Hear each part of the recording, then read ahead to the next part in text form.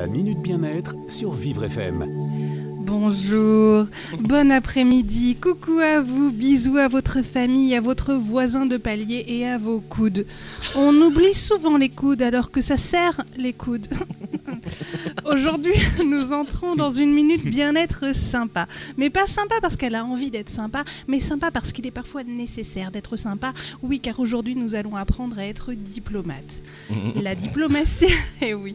La diplomatie, c'est la capacité à avoir du tact et du doigté dans les relations humaines. Le doigté, c'est important dans l'humain. Ça aide à tout faire passer.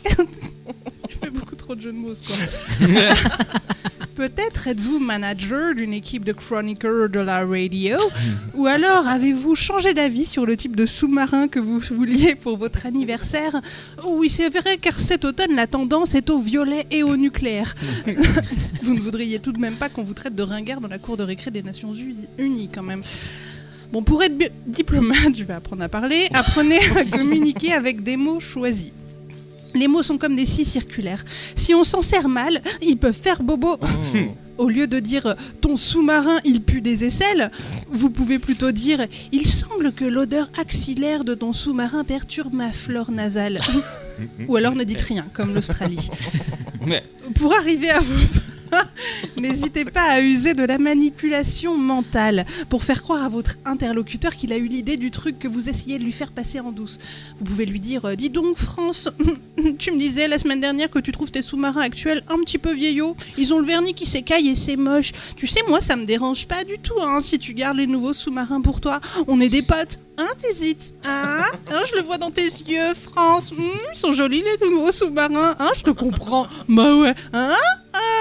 Ou alors ne dites rien, comme l'Australie.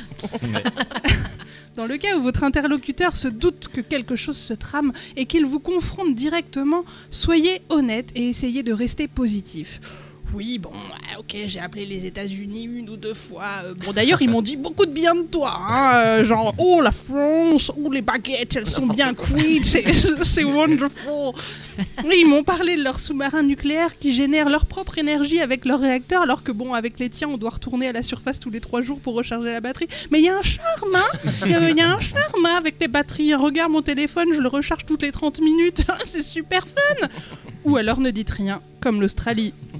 Bon, tout ça c'est chiant et puis c'est beaucoup trop de circonvolutions pour dire va chier avec tes sous-marins chiants. Moi j'en ai trouvé des mieux, ils sont américains, super fuselés les bonasses. Alors ouais, il y a des risques, mais je me suis pas arrêté à un herpès génital, alors je vais pas pleurer devant une menace de prolifération nucléaire.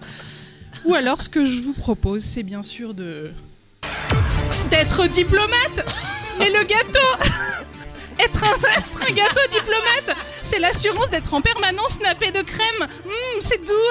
Aux fruits confits ou à la gelée de groseille, vous serez bien sûr aimé de tous et respecté. Avec vos allures de pudding et vos flirts avec la crème anglaise, vous êtes le symbole de l'ouverture vers le Commonwealth, vers le Royaume-Uni qui voûte dans son coin depuis le Brexit ou vers l'Australie qui ne dit toujours rien mais on sait très bien ce qu'elle a fait. Gâteau.